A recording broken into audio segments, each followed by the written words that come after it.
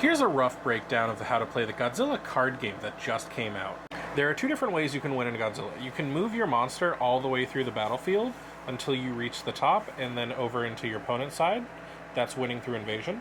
Or you can win through countering by building a large enough defense to keep knocking back your opponent's monster.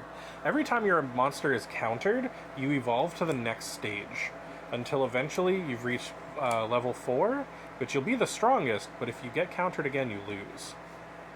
Once you decide who goes first, both players draw their 5-card starting hand, and then both players place their level 1 monster on the first position.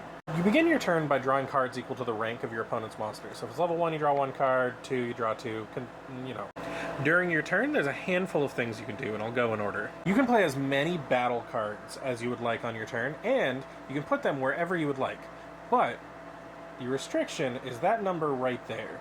You can't play any battle cards that have that number, the play cost, higher than where your opponent is on the board. So he's at 4, so I can play any 4s and lower. You can also use up to 2 strategy cards per turn.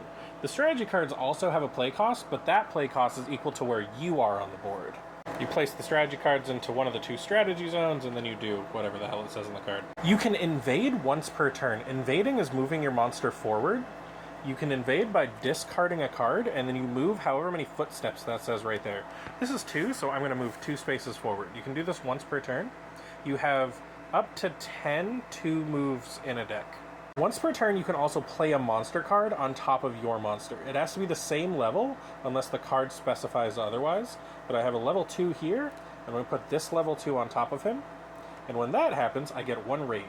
You put one of your rages in the rage zone. All of the rages are based off the movie posters, and they're super cool. They just make your guy 5,000 bigger for each one that you have until the start of your next turn. You can also discard as many monster cards as you want from your hand every turn, and you can gain a rage for each one. When you're invading, if you move over one of your battle cards, you destroy that battle card. You can also play battle cards over battle cards that you previously played. I'm saying battle card a lot. After you're done with your main phase, we get the counter phase. On the counter phase, you just count up how powerful your battle cards are, and you compare it to your opponent's monster's power. If your cards are higher than theirs, they get moved back a space, and they turn into their next stage. Now this can be interesting. So you see that arrow right there, if they're in spot 8 and they get knocked back, they go all the way down to spot 3. 7 goes to 4, 6 to 5. At the end of your turn, you draw cards from the top of your deck until you have 5 cards in hand, and then it becomes your opponent's turn. I lied, it's 1 in the morning.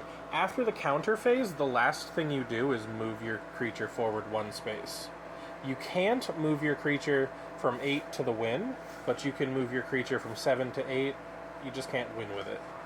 Start of your turn, you discard any strategy cards that you have, you take away all your rage cards, and then you do the thing where you draw cards equal to your opponent's monster's level. First player to make it all the way across to your opponent's field, or repel their monster 4 times wins. It's really cool, it kind of plays like a board game. I'm really sad that they're not advertising this. It's only been out since Saturday, but the website is half finished. If you play this game, let me know how you like it.